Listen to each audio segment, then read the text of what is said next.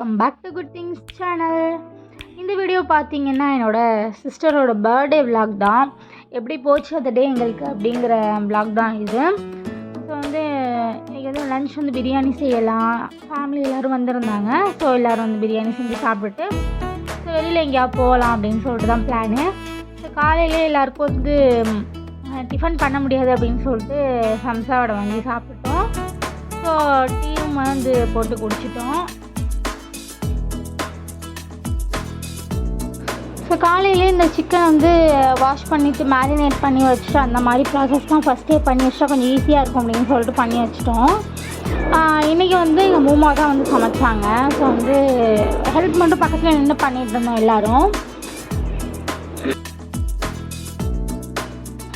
So ஃபஸ்ட்டே கத்திரிக்காய் பச்சடி செஞ்சிடலாம் அப்படின்னு சொல்லிட்டு செஞ்சுட்டாங்க. பக்கத்தில் நின்று பார்க்கும்போது இவ்வளோ ஈஸியாக இருக்கே அப்படின்னு சொல்லிட்டு தோணுச்சு எனக்கு. வீடியோ எடுக்கணும் அப்படிங்கிறதுக்காகவே பக்கத்தில் நின்று ரெசிபியையும் கற்றுக்கிட்டேன். ஸோ இதில் மசாலாஸ்னு எதுவுமே ஆட் பண்ணல. சில்லி பவுடர், டர்மரிக் பவுடர் ரெண்டு மட்டும் தான் யூஸ் பண்ணியிருந்தாங்க. அதுக்கப்புறம் கத்திரிக்காய், அதுக்கப்புறம் இதில் மாங்காவும் ஆட் பண்ணியிருந்தாங்க. ஸோ நல்லா வாஷ் பண்ணிட்டு ஆட் பண்ணிவிட்டு லைட்டாக தண்ணி ஊற்றி கொதிக்க வச்சுட்டு புளிப்பு எல்லாமே ஓகேயாக இருந்தால் கொஞ்சம் சால்ட்டு போட்டுவிட்டு அவ்வளோதான் முடிஞ்சிச்சு. கத்திரிக்காய் பச்சடி இவ்வளோ தான், சிம்பிளாக இருக்குது. நான் கூட ரொம்ப பெரிய வேலை அப்படின்னு நினச்சிட்டு இருந்தேன். கூட இருந்து பார்க்கும்போது தான் தெரியுது ரொம்ப ஈஸியான ரெசிபீஸ் தான் எல்லாமே அப்படின்னு.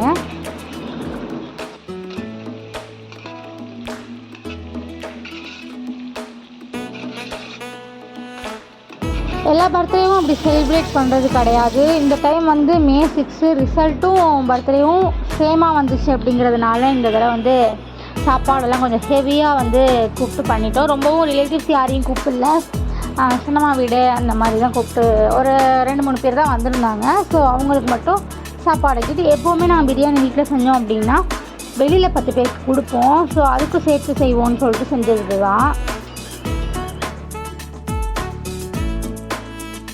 ஸோ கஞ்செல்லாம் வீட்டில் என்றைக்குமே ட்ரை பண்ணி பார்த்தது கிடையாது. மூமாக்கு எக்ஸ்பீரியன்ஸ் இருக்குது அப்படிங்கிறனால அவங்க செஞ்சனால செஞ்சுருந்தாங்க. நாங்களாம் ட்ரை பண்ணதில்லை, கல்யாண வீட்டில் சாப்பிட்றதோட சரி. தண்ணியில் இந்த குருணைன்னு சொல்லி தான் வாங்கணும். அதை போட்டுட்டு மில்க் கொஞ்சம் தேவையான அளவு ஒரு பாக்கெட் மில்க் அப்படியே போட்டுட்டாங்க. பக்கத்தில் இருந்து பார்த்தனால தெரிஞ்சிச்சு எனக்கு. சுகர் நிறைய போடணும், அதுக்கு போட்டுட்டு பாதாம் முந்திரி அதெல்லாம் தாளித்து அதில் போட்டாங்க. அவ்வளோதான், வேலை முடிஞ்சிருச்சு. ஸோ அதுக்கப்புறம் வேலை எல்லாமே ஓரளவு முடிஞ்சிருச்சு. ஸோ இப்போ பேக்கிங் தான் பண்ணிகிட்ருக்கோம். ஒரு 10 பேருக்கு வெளியில் கொடுக்கலாம் அப்படின்னு சொல்லிட்டு தனியாக பாக்ஸ் ஒன்று வாங்கி அதில் சாப்பாடு வச்சுட்டு மற்றது எல்லாமே இது கேரி பையில் கட்டி ரெடி பண்ணி வச்சிட்டோம். சிக்கன்லேருந்து, கத்திரிக்காய் பச்சடிலேருந்து, வெங்காய பச்சடி, எக்கு எல்லாமே. ஸோ வேலையெல்லாம் முடிஞ்சிருச்சு. சாப்பிட்டு முடிச்சுட்டு எங்கேயாவது வெளியில் போகலாம் அப்படின்னு யோசிக்கும் போது எங்கள் ஊரில் எக்ஸிபிஷன் போட்டிருக்காங்க. ஸோ 1 மந்த்துக்கு போட்டிருந்தாங்க. நாங்கள் போகவே இல்லை, இப்போ தான் போனோம். 6 தான் போனோம், May 6 தான் போயிருந்தோம். ஸோ முடிய போகிற கட்டம் அப்படிங்கிறதுனால ரொம்ப கூட்டம் இல்லை. போட்டிருந்த அன்றைக்கி தான் நல்ல கூட்டமாக இருந்திருக்கும். ஸோ என்ட்ரன்ஸ்லாம் அப்படி தான் இருந்துச்சு. உள்ளே போனதுக்கப்புறம் எல்லாம் கடையாக இருந்துச்சு. ஸோ பார்த்துக்கிட்டே அப்படியே போனோம்.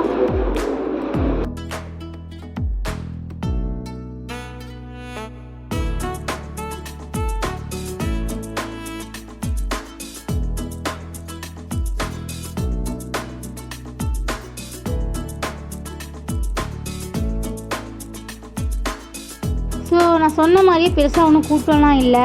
இந்த பிரேக் டான்ஸ்லாம் ஆஃப் பண்ணி போட்டு வச்சுருந்தாங்க. ஒரு ஆளுக்காண்டி சுற்றுறாங்க. ஸோ எடுக்க போகிறாங்க அப்படிங்கிறதுனால ரொம்ப கூட்டமும் வர்றதில்லை. ஜெயின்வீலுமே ரொம்ப ஃப்ரீயாக தான் சுற்றிட்டு இருந்துச்சு நாங்கள் போனப்போ. ஸோ இதெல்லாம் பேபிஸ்லாம் சூப்பராக விளாண்டுட்டு இருந்தாங்க. என்னோடய பேபியை உட்கார வைக்கணும்னு ஆசை, ஆனால் அவளுக்கு அது சுற்ற தெரியாது. சுற்றலைன்னா அப்படியே கீழே கவுந்துரும் அது. ஸோ அதனால் விட்டுட்டோம். மற்றது குட்டி குட்டி இது தான் விளையாட வச்சோம். ஸோ எல்லாத்தையும் ஒரு எப்படியும் 1 hour அங்கேயே இருந்திருப்போம்.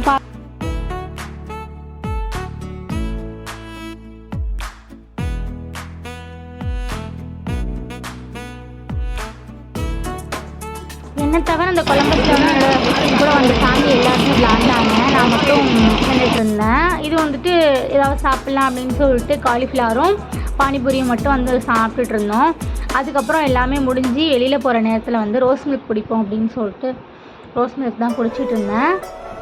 அதுக்கப்புறம் என்னோடய பேபி இந்த அப்புறம் டெல்லி அப்புறம் நல்லா சாப்பிடுவா விரும்பி. ஸோ அவளுக்காண்டி ஒன்று வாங்கினோம். அப்போ தான் போட்டாங்க, சரியான சூடு. அதோட அதையும் சாப்பிட்டுட்டு லாஸ்ட்டாக வெளில வந்து பார்த்தோம். அந்த கேம்ஸ்லாம் இருந்துச்சு. அந்த பாலை வச்சு இந்த கப்ஸை அடிக்கிறது, அதுக்கப்புறம் இந்த ரிங்கில் வந்து கரெக்டாக போடுறது எல்லாம் விளாண்டோம். நான் விளாண்டனால ஷூட் பண்ண முடியல அதெல்லாம். அதுக்கப்புறம் வந்து பலூன் ஷூட்டிங் அதெல்லாம் விளாண்டுட்டு அப்படியே வெளியில் கிளம்பிட்டோம்.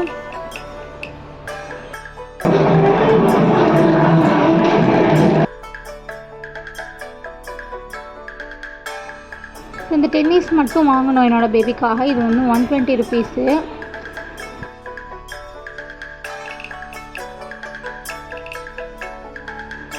அதுக்கப்புறம் வந்து கோஸ்ட் ஹவுஸ் எல்லாமே இருந்துச்சு. ஆனால் அதெல்லாம் இன்ட்ரெஸ்ட் இல்லை, அதெல்லாமே வந்து ஒர்த்தாக இருக்காது அப்படிங்கிறதுனால வந்து அந்த பக்கமே போகலை. அதுக்கப்புறம் லாஸ்ட்டாக வெளியே வரும்போது இந்த சைடில் வந்து மீன் தொட்டி வச்சுருக்காங்க, கலர் கலராக மீன் தொட்டி. நாங்கள் வந்து போகிறப்ப பார்க்கவே இல்லை, வரப்போ தான் சொல்லி பார்த்துட்டு எல்லாம் அழகழகாக இருந்துச்சு, மீன் கலர் கலராக இருந்துச்சு. அதை வீடியோ எடுத்துகிட்டு இருந்தேன்.